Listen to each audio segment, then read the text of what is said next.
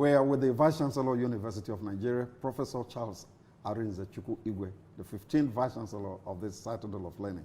You're welcome, sir. Thank you very much, Okwun, the Public Relations Officer.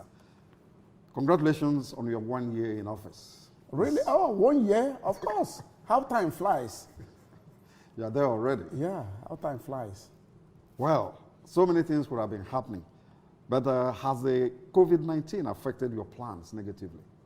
Yeah, of course. Generally, I think we've lost 3 months of academic, physical, and administrative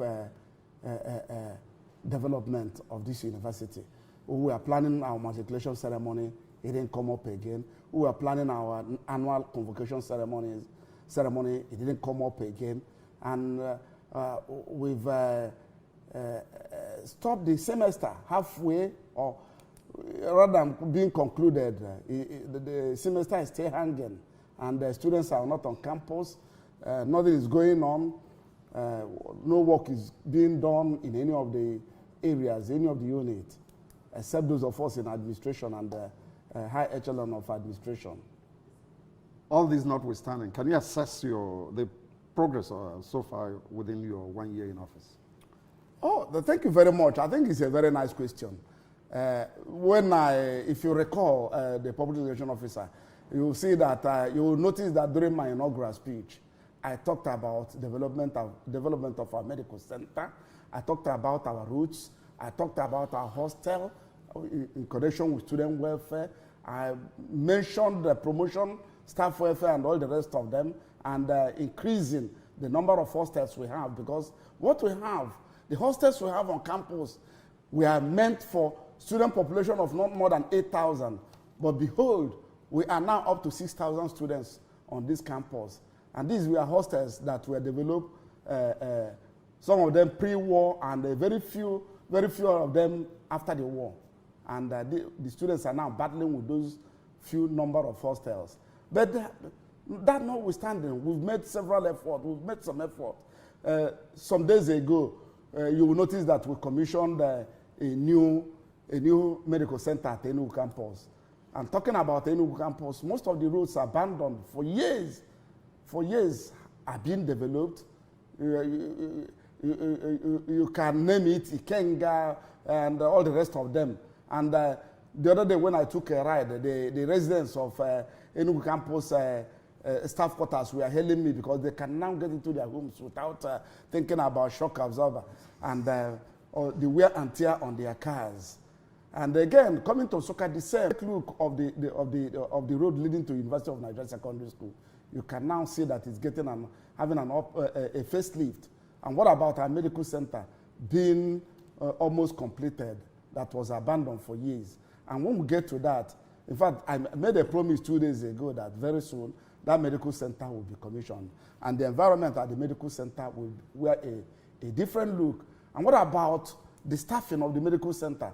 I've been able to attract consultants from the teaching hospital, our sister health institution in the Enugu campus. And they are now attending to patients. I think I have up to 5-6 consultants now attending to different areas of human ailment. We have that for general medicine, they say community medicine, gynecology, dentistry, ophthalmology, and all the rest of them. These are things that we are distracting our workers, that will make them leave their office to travel to Enugu to consult doctors at the teaching hospital. And what about student hostel? Because I mentioned the student hostel, that the hostel meant for about 8,000 students are now being used by 60,000 students. Right. And that is why our students live outside, some of them cohabiting, something that was not, ab initio, not known in our culture. And even in contemporary development, male and women living in the same hostel or living in the same room outside the town. And that is the situation we see ourselves. Therefore, I've attracted a BOP program that will accommodate not less than 20,000 students at a stage. And the work is going on. Work is going on there. And I think the community is very, very happy about that. And very soon, the contractor assured me that before the year ends, by this time next year, we should be celebrating. We should be celebrating the commissioning of that project. And that will help us in the area of student accommodation. And what about staff residence, staff accommodation? I'm discussing presently with Enugu State Housing Corporation to see whether they can site some of their projects inside the campus. So these are things we are doing as far as accommodation, both staff and students, is concerned. Laudable, just all within 1 year. We really commend your efforts. I don't know what this university would look like when you would have done 5 years at the pace you are going. Yeah, P.R.O, but remember I'm the first Lion Vice-Chancellor. That's right. Therefore, I think I have an appointment with destiny. I am the first Lion Vice-Chancellor. I am the first Lion Vice-Chancellor. Coming up 59 years after the establishment of the university. Therefore, I think I have assignment, I have some appointment with destiny. Therefore, I must accomplish in spite of the fact that funding is becoming our limitation. But we must have to surmount that. Oh, it's like the documentary may be stretching beyond 30 minutes if we have to start at the pace you are going. We quite appreciate and commend you very immensely for all your laudable achievements within 1 year in office. Now, you were recently quoted as saying that the University of Nigeria will integrate e-learning with classroom lectures in the post-COVID-19 era. Can you throw more light on this? Yes, I recall where I made that statement. Yes. The AAP, Alliance for African Partnership, a consortium of African universities with some universities abroad. They scheduled vice-chancellors of some African universities within the sub-Saharan Africa to discuss issues, contemporary issues. And I happened to have spoken. I did mention that post-COVID-19, it will never be the same again. We're talking about 60,000 students, and we're still talking about the same infrastructure, the same staff, in fact, the same facilities. And we are now talking about physical distancing, social distancing. That is the slogan. And then we are still talking about the same classroom we are dealing with pre-COVID. Now, my intention and the intention of my administration is that post-COVID-19, we will be able to be teaching, but then not insisting that every student must be in this classroom at the same time. Or virtual learning? It will be combined virtual learning. Because we considered so many things, both myself and my administration, we considered so many things that there are some shortcomings that some students may not be able to afford some facilities, the school may not be able to cope with some requirements, and those that can stay in the classroom can stay. Those that can stay in their respective places and hotspots can stay and take the same lecture at the same time. No person losing any information. However, we have to do it in such a way that the university requirement says that the student must attend lectures for not less than 75% of the total time that lecture was delivered. Therefore, in this era of modern technology, we have to couch the thing in such a way, the technology in such a way that once you are attending the lecturer has a way of knowing that you are clocking in. So it serves different purpose. You are there attending the lecture, and the lecturer is also noting the attendance, showing that you can take it from maybe Enugu or from Onitsha or from Abuja. Doesn't mean that you will not be attending the lecture personally as a human being. What we insist is that as you attend, you click on the technology has taken care of that. Participants. You know. Yes, the participant, you know. Yeah. Where you go, Zoom has it. If you're attending, you click that you're attending, and it is noted. It is registered automatically. So that is the kind of teaching method we want to adopt post COVID-19 era. And examinations also can take place the same way. And we also know that we have different halls. There are some lectures that we cannot take in small classrooms. And recall P.R.O. that day, I mentioned some halls some know-hows on campus. I mentioned the OREF, the PAA, the Hall of Fame, and all the rest of them.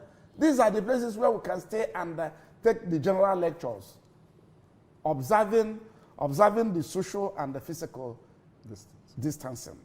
So that is the way we want to approach it. And this particular method is called blended teaching. Blended teaching. Some people did not misunderstood me. They didn't understand what I was saying. But they didn't know that technology has taken care of the student attendance. So if you are taking the lecture from Lagos, we will know whether you are taking or not taking. Yeah, there's a challenge to this. Sometimes we want to wait until the government says reopen schools before the machineries are put in motion. Yes. This approach to e-learning, have you set the machineries in motion, the lecturers and infrastructure? Oh, yes. Remember, P.R.O, that UNN is always first. Always ahead. Ahead of others. Remember that this general studies now that is all over the place was first established by University of Nigeria. That's right. And when it was done, they said we were doing general knowledge.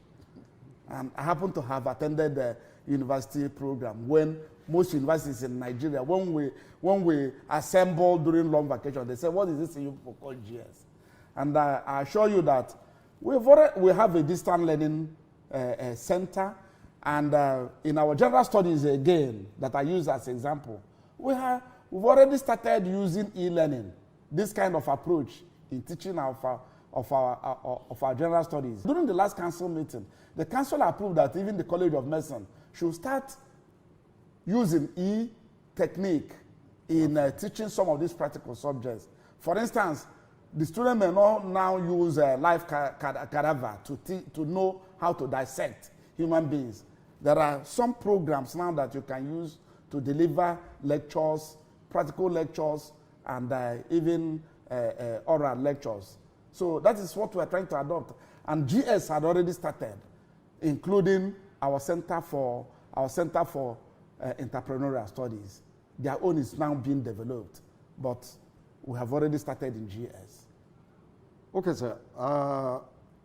Professor Igwe, let's come down to issues of the moment. What is the university's contribution as a renowned research institute towards containing the menace of COVID-19? Oh, yeah. What is the university's contribution, or what are the contributions? Well, yeah, as a university, we are making, this is a research institute,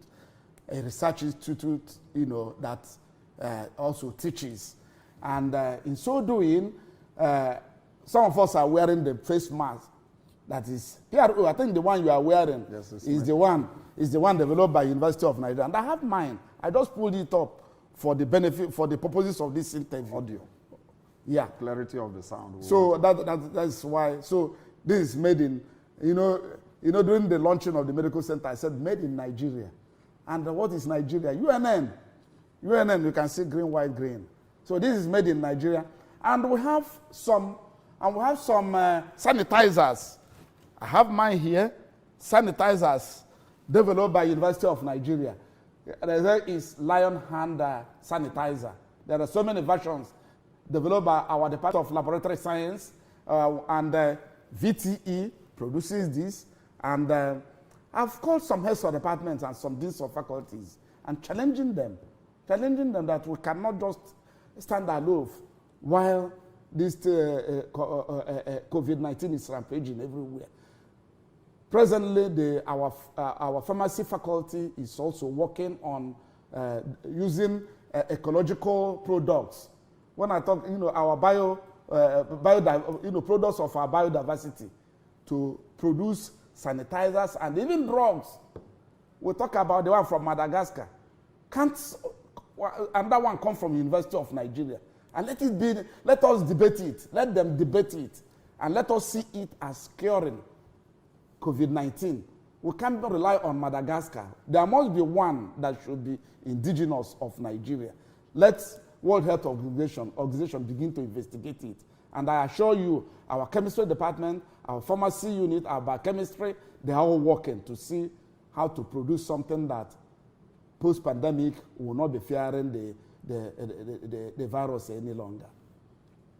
We're looking at 1 year in office of the Vice-Chancellor, Professor Charles Arinze-Chukwu Igwe, the 15th Vice-Chancellor and the first Lion to occupy this seat as Vice-Chancellor or in the Lion's Den.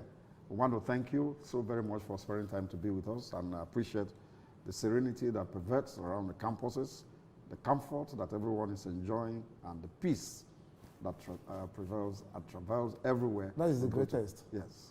But let me assure you too that our VTE, Vocational Technical Education, is also working on this personal protective equipment that's very scarce that doctors cannot. These are things that were made abroad, but we are now trying to produce it here at the University of Nigeria, so that doctors at the front line will not be fearing again. They'll have protective equipment that is purely made in Nigeria. Is there a timeline to that? When do we expect results? Very soon. Okay. Very soon. Sometimes the journalists will always ask, how soon is it? Well, you know, some of these things, trial and error. We are trying, we are having errors, and we are trying to correct.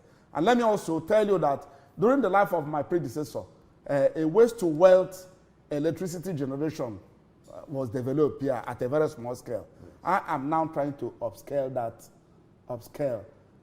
product, so that I've given the mandate, the electrical engineering department and the engineer that is our professor that is involved, that is heading the research group, that within a month I should see that particular product generating energy for the administrative building and being upscaled from time to time.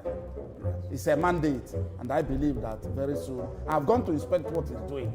I'm not talking about armchair say, as they say. I've gone to his laboratory, I've gone to where he's working, and I'm talking about Professor Jogu, not because if I keep quiet, they will say, I mean, it's just exaggeration, all those stories that come from professors. So I can assure you that very soon, the administrative building here will be powered by our own made in Nigeria generator, operating on waste to wealth. Thank you, Professor Igwe. Thank you very much for the time. Thank you very much.